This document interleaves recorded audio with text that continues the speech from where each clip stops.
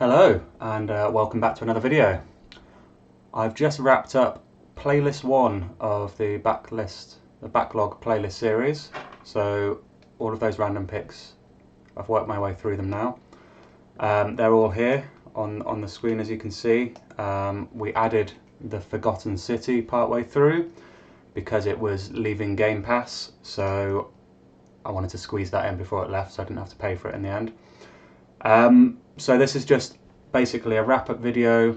I'm going to go through I've put reviews of all of them up, but I'll go through a very quick run through of what I thought of each game, put a bit of gameplay up, and my thoughts on how the backlog playlist system actually worked, and some changes I'm going to make for the next backlog playlist.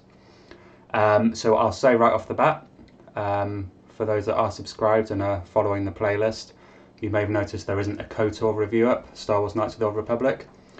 I made the decision today to stop playing it, effectively.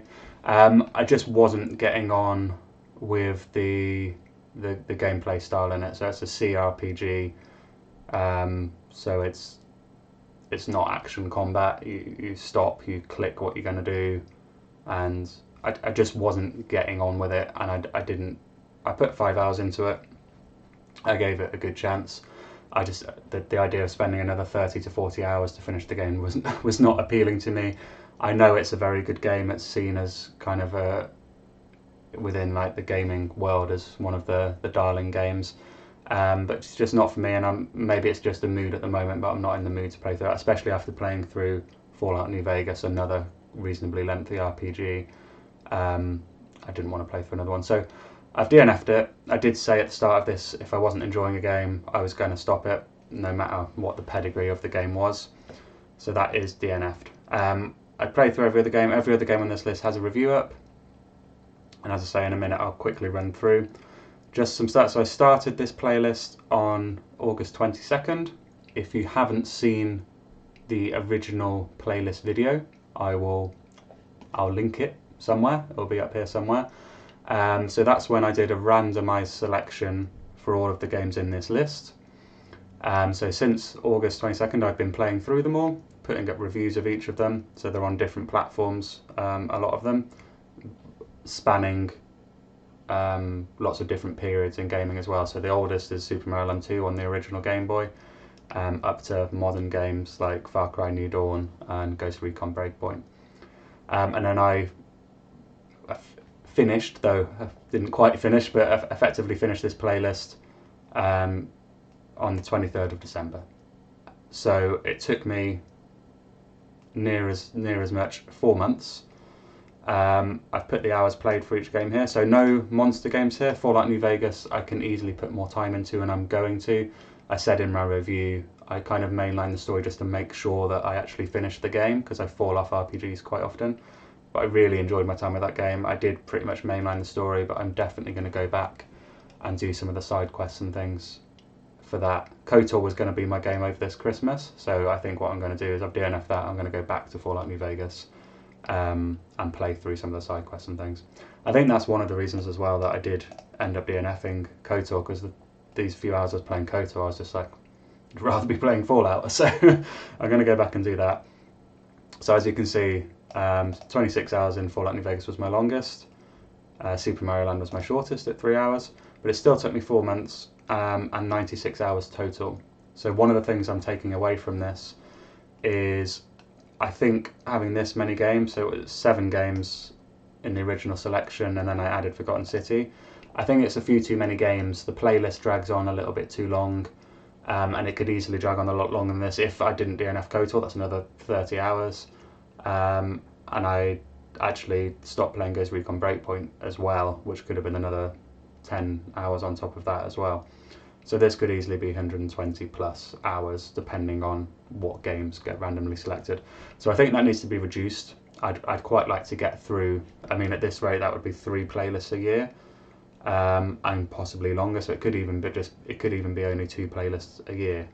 I'd quite like to get that done, so there's like a quarterly cycle, so I roughly get through 1 playlist every 3 months. So I'm gonna make some changes to reduce that. So if I unmask, do the grand reveal for some of the changes I think I'm going to make. So what I'm going to do is I'm going to reduce it to 5 games per playlist rather than the 7 in this one. And of those 5, what that's going to include is 4 random picks as before, so done with a random number generator, so I have no say in the matter, completely random, and 1 like choice. So that's effectively what the Forgotten City was.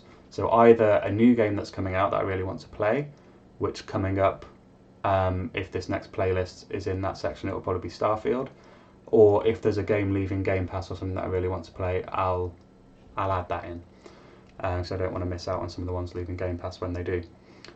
So it'll make 5 rather than what this one was 8, so it should be a bit quicker.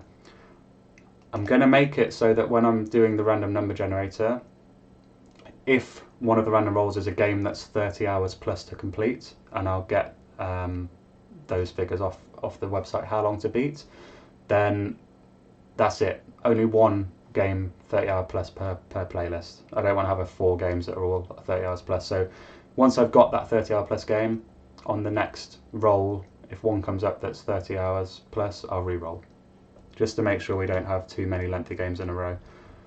Because I know I didn't actually finish all of these, but that's a 30 hour plus game. That one is if I'd done the side quests and KOTORs as well. And mentally it's just a bit of it's nice to have some shorter games to break it up, so that's just a way of getting around that. And I'm going to reduce the categories. So in the original one, I repeated the Xbox One category, but I think there were 6 categories. So what I'm going to do, PlayStation 4 and Xbox One were their own individual categories. I'm going to combine them into one, and that's going to be the modern AAA/AA category.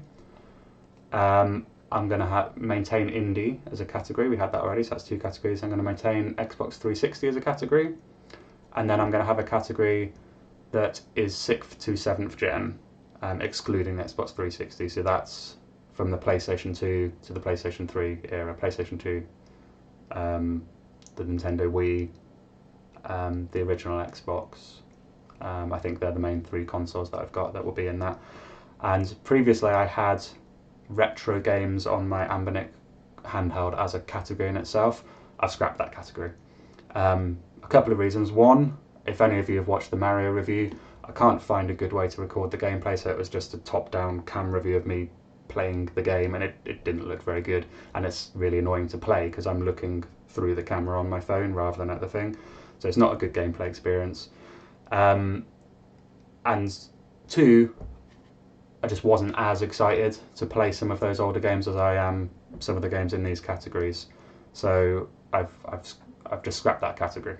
I'll play them when we go travelling, or if I'm just chilling on the sofa or something. I will still play those games. They're just not going to be part of this kind of YouTube series. And I'm making it 25 games per category. Per each category, 25 games, so it's always rolling the same number just to make it easier. And making sure it's only games that I really want to play.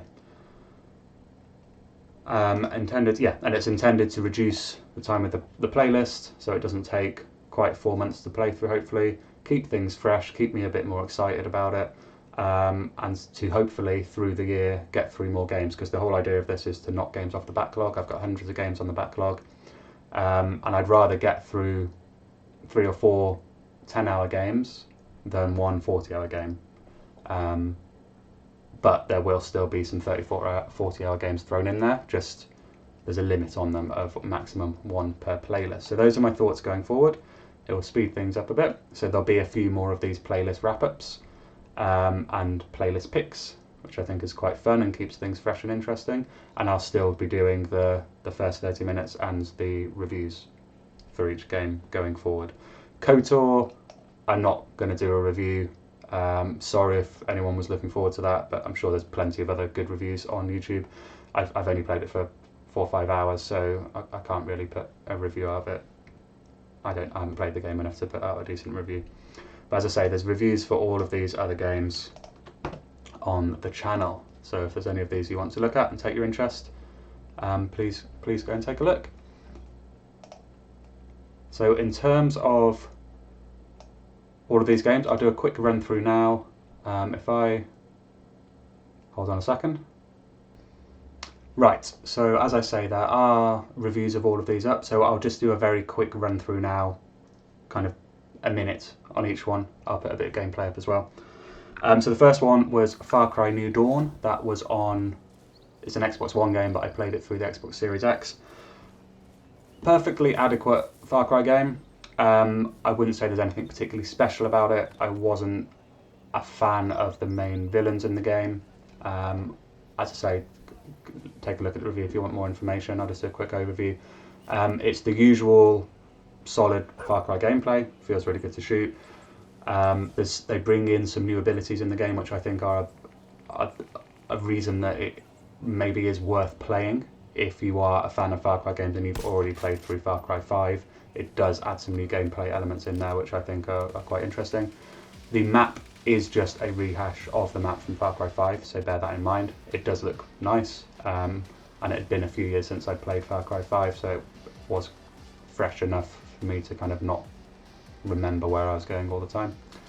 But yeah, I'd say worth playing if you are a Far Cry fan and you have played Far Cry 5. Play Far Cry 5 first, because this is a direct sequel to that.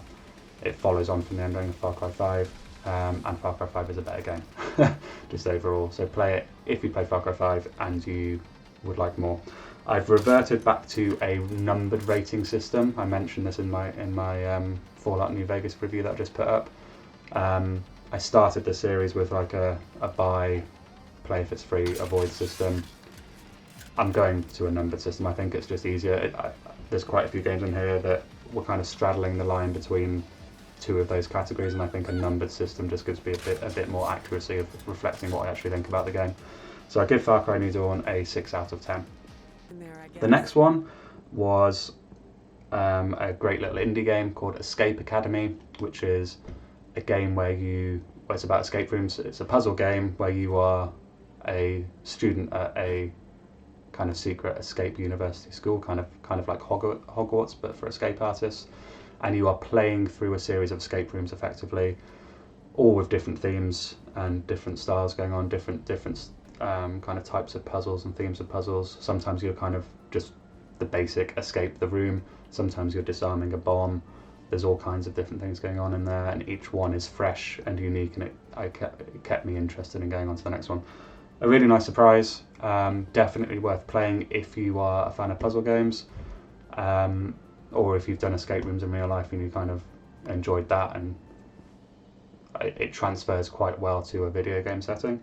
I give it a 7 out of 10. I was considering giving it an 8 out of 10, but there's some other games on here that I've given an 8 out of 10 that I don't think it's as good as, and I can't warrant giving the other ones a 9, so it's sat at a 7. Yeah, definitely recommend this. It was on Game Pass, that's how I played it. I think it's still there as far as I know. So if you have got an Xbox and access to Game Pass, I'd definitely recommend giving it a go. Next up was Everybody's Golf on the PlayStation 4. I didn't finish it. I did do most of it though. I mean, it's a golf game. There's not like a main story. You just play through and unlock the courses. And I unlocked all but one of the courses. I think I put 15 or so hours into the game. So I didn't really feel like I was kind of retiring it. I felt like I'd played it for as long as I wanted to play it. I went in a bit hard on this game.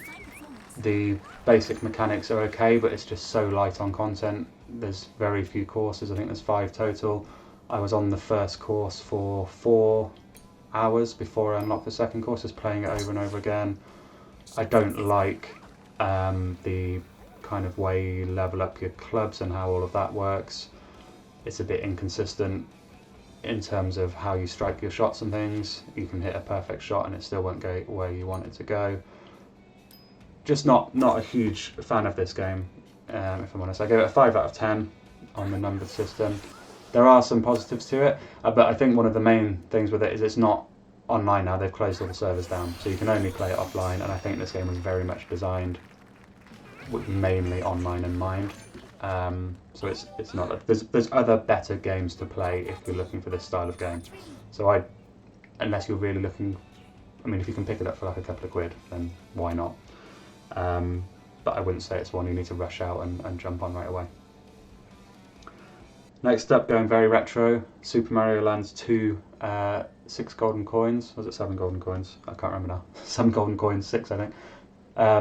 On the original Game Boy, so I played this emulated through my Amberneck.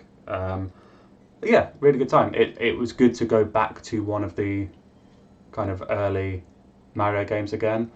I played through Super Mario World on the SNES, the SNES, a couple of years ago. Really enjoyed that. I think this actually technically came after that, but because it's on the Game Boy, it looks a bit more dated. But it plays really well. It's the origins of Wario. It's the first time Wario makes an appearance in a Mario game. He's the main villain, the final boss. He's basically just stolen Mario's castle, and you're trying to take it back, and you have to go to 6 different worlds. I'd better just check that now, actually, how many worlds it is. Yeah. Yeah, so I've just checked it. It's 6 golden coins. I thought it was. I was just getting in my head there. Yeah, so you go to 6 different worlds that all have different themes. Collect the end boss at each of those has a coin. You get 6, you can get into the castle, take on Wario, and take the castle back. It's a solid Mario game. I would recommend playing it to anyone that's a fan of platformers, a fan of Mario, or a fan of retro gaming. It ticks a lot of boxes, and as I say, it's quite nice to go back and play a bit of gaming history. Next up on the list was Ghost Recon Breakpoint. It's an Xbox One game. I played it on my Xbox Series X. It's a typical Ubisoft game, so I really enjoyed Ghost Recon Wildlands, which was the previous game in the series to this one on the Xbox One. Loved that game. Spent dozens and dozens of hours in it. Completely finished the story. Did nearly all the side missions. I nearly 100%ed it. It's just it was a bit of a grind. It took there was a lot of grinding at the end to 100% it, and spent a lot of the time playing that with a group, like with a few friends. We squadded up and we did a lot of the missions as a group, and then we just spent quite a long time just messing around. Ghost Recon Breakpoint I don't think is as good as Wildlands. I think I have a bit of Ubisoft fatigue as well.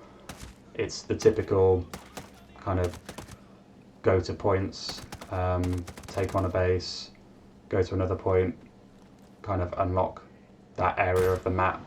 In this one, it's by taking bivouacs. It's at fast travel points. It's just what you'd expect from a kind of a Ubisoft game at this point. Nothing special. I didn't end up finishing this one just because I think I got 15 or so hours in. The gunplay is really good. The game looks stunning. The world they've designed is really good. It's a really fun sandbox to play in. It's got a lot going for it. I was just a bit bored of the mission structure. It's always just go to this base, either kill everyone and steal something, or rescue a hostage and go back and repeat. And after 15 hours I was just a bit bored of that. And I didn't really see it going anywhere where it was going to improve. Maybe it does in the second half of the story. But yeah, I fell off this one. Again, it's one of those games. I played this solo as well. I didn't squad up on this one, so that would probably make a difference as well. But there is a lot of value here. There's the main story, there's lots of side content to do with a squad. They've got raids, they've got multiplayer, there's DLC now, there's like Tomb Raider DLC and Terminator DLC, there's all kinds of DLC in there. So it's great value for money, and if you haven't played a Ubisoft game in a while, or you're not bored of them yet, I'd say it is worth getting. It's just one of those personal things. I'm just a bit burnt out on that formula, but it's a good game. It's certainly improved a lot since launch as well, from what I understand it. I watched some reviews on launch, and playing through it now, a lot of their complaints I can't see anymore. So I think it's a decent game, worthy of playing if you are not burnt out on that genre. And yeah, I gave it a 7 out of 10. Next, I've just finished this one, just put up a review on the site, so check it out again. This is my favourite game in the series, in this Backlog playlist series, and that is Fallout New Vegas on the Xbox 360, and I played it again through the Xbox Series X, which is quite a nice way to play it, because I think it does anyway, but it looked very nice. I think it upscales it to 4K, and it looks really nice. Well, as nice as you can for an Xbox 360 game. It looks crisp. But really enjoyed this game.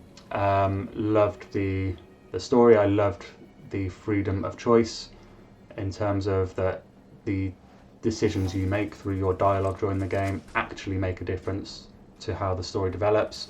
if you screw some people over, they are going to turn against you, and there will be consequences for your actions. And there's 4 different endings as far as I'm aware. I went down one and got the independent ending, which I was very happy with. I made the decision kind of halfway through the game to go for that, and the decisions I made played out how I thought that they should. They actually had consequences, which a lot of games say that there are consequences, but there actually aren't really in the end. The only thing I think this game gets let down by a bit is the combat. The VAT system, which is where you go into pause mode and pick out targets and it shoots, I think is really good fun. But just free firing, just kind of aiming down sights and doing it yourself, it just doesn't feel very good to me at all. So that's why I didn't give it a higher than 8 out of 10, but definitely worth anybody's time. A really good, solid RPG and one of the best I've played in many years. So yeah, that was the highlight of this playlist, if there had to be one. And the next one, so this is The Forgotten City, which wasn't in the original random selection, but it was announced that it was leaving Game Pass, so I kind of squeezed it in, jumped on it before it left Game Pass, and this was also a very highly rated game, so I can't remember if I said, but I gave Fallout New Vegas an 8 out of 10, and I also gave this one an 8 out of 10. So The Forgotten City was based on a Skyrim mod that was hugely popular, had millions of downloads, and then the people that developed it, because it had so much success, they developed their own game studio, and their first release basically was turning that mod into a full-blown separate game, and that's what is now on Xbox Game Pass and on PC and everywhere. So this is kind of like a time loop game where you're living the same day over and over again, and you have to solve puzzles based around that kind of what you can get achieved during a day, and unravel kind of the mystery of what's going on, and effectively escape the time loop. And it's all set underground in this kind of lost secret Roman city, and the inhabitants that are down there have all been stuck down there for years, and they've all got their own quirks and backstories, and you're effectively working with these people to figure out what's going on. And then there's hidden, as you'd imagine, hidden areas and places and things to discover within this city. And I really enjoyed my time with it. It's another one similar to kind of Escape Academy, another indie game that I didn't know too much about, but I'd heard good things, so I added it to my backlog because they're on Game Pass, and went into it with an open mind, not expecting too much, and had a really good time. It's one of those it's definitely a kind of an advertisement for indie games. I'd definitely recommend to anyone that doesn't play too many indie games to kind of start playing some, especially at the moment. Especially on Xbox, there's a bit of a drought of really good AAA games. So hop on some indie games. Anyway, so yeah, all in all, not a bad grouping of games. Definitely enjoyed playing through most of these. Ran on a bit too long, so as I say, the changes that I just discussed I'm going to implement. And we may as well now, while we're here, get on and do the picks for the next playlist. Right then, here we go.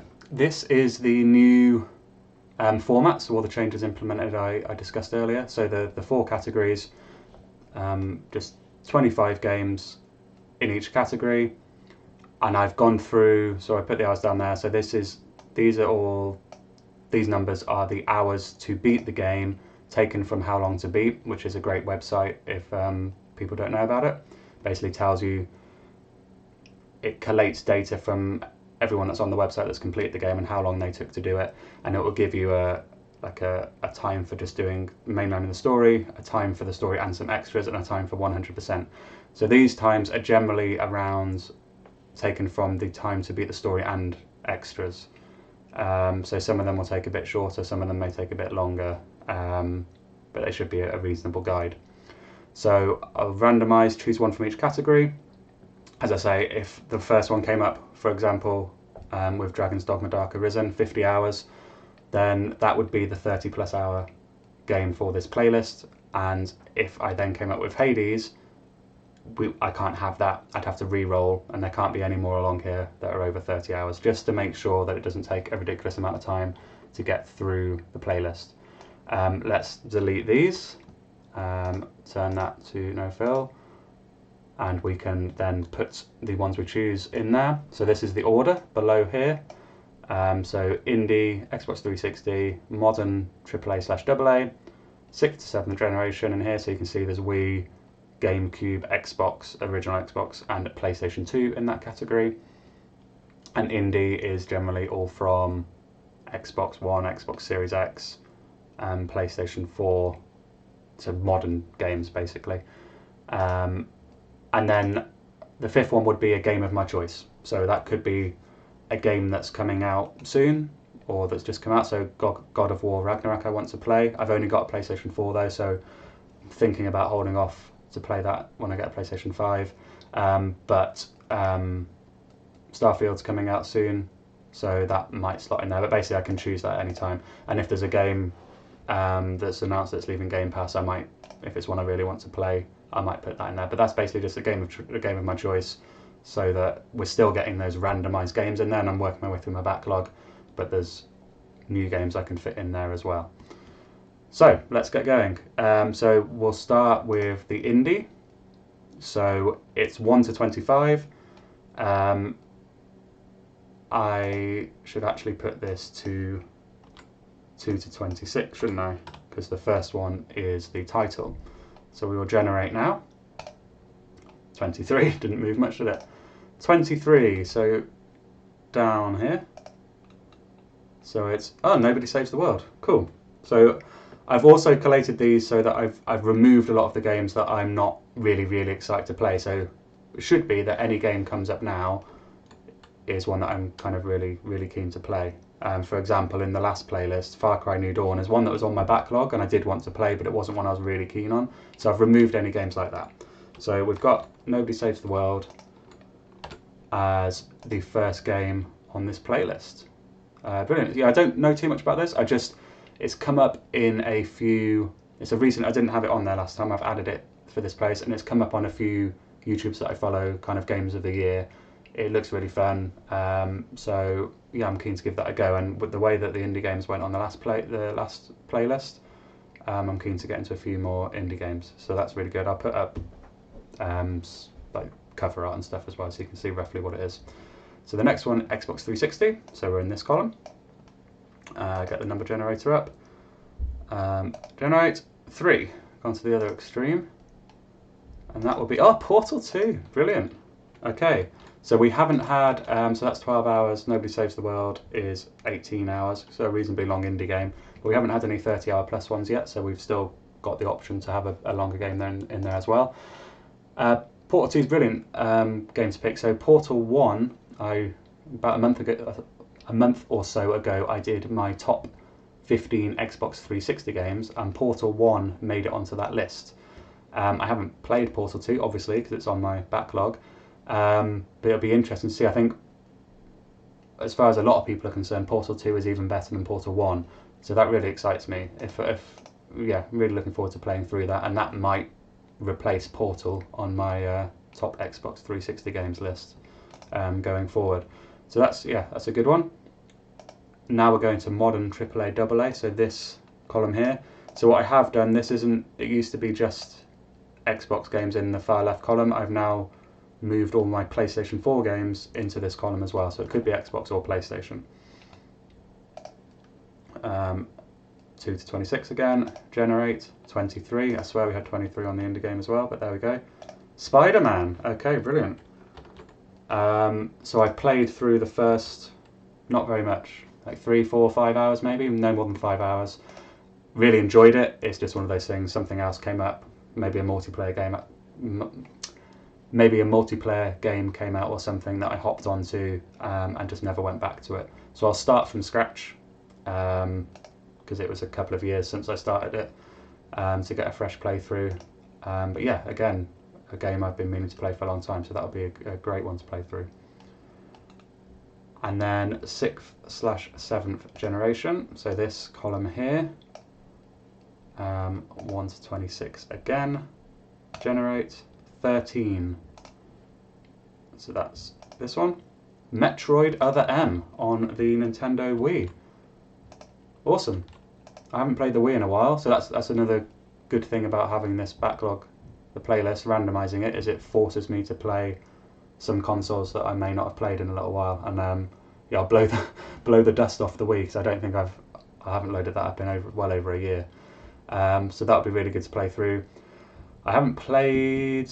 I played some of the old Metroid games on the Game Boy Advance. Back when I was a kid, I had a couple of them on the Game Boy Advance. So I don't think I didn't ever get anywhere near beating them. Just played the first few levels over and over again. But it'd be good to jump into one of the way. I've heard good things about this one as well. I don't think there is a bad Metroid game really, is there? So that's awesome. We'll jump into that. So we've got our 4 randomised games.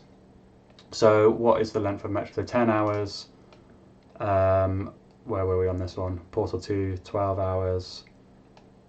Nobody Saves the World, 18 hours. And Spider-Man, 25. So all kind of middling. We've got no 30 plus hours, but no kind of 3-4 piddly games either. They're all reasonable length. So that's great. 4 decent games to get my teeth stuck into. And then I've got the game of my choice. So that allows me, I can fit that in anywhere I want. If there's one leaving Game Pass, or if I decide to jump on God of War Ragnarok or something, or if Starfield or some other game comes out while I'm playing this that I have to play on release, I'll just squeeze it in there. But there we go. That's the playlist for. So this is Backlog Playlist 2, and I'll do the same format as I did before. The first 30 minutes for each of them, and a review for each of the games. And then at the end of this one, I'll do another video like this, so a roundup, my thoughts of the games going through, and if I want to make any changes. And the idea is, this is all new, it's new to me as well, so just kind of tweaking the system as we go, getting to a place where I'm enjoying it and it's fresh and exciting, and I'm getting through as many games as I can on the backlog, and playing various consoles as well, but not missing out on new games at the same time. So I think this is a good way to do that. Right, so I've just gone through and kind of sorted this list out a little bit and put the hours in there. So you can see we've got 18 hours, 12 hours, 25 hours, 10 hours. So quite manageable. I feel quite good about that. And I've deleted them from here. So the idea is that there's 4 slots here. I'll maintain these lists at 25 each. So I've got plenty of games in reserve to fill these out. So I will go through and add another modern AAA game in there, another indie game, you get the idea, to maintain that 25, and we'll keep moving forwards and churning through. And yeah, thank you for watching. I hope you've enjoyed the video. If this is something that you find interesting at all, you think it might be something you want to try yourself, please kind of create your own list and do your own version of it, and kind of put something in the comments below. Let me know how you're getting on. And if it does interest you, if you want to see how this keeps going and check out the reviews and things, please consider subscribing and drop a like on the video. It would help out the channel a lot. So thank you very much. Hope you all have a good day, and on to the next one.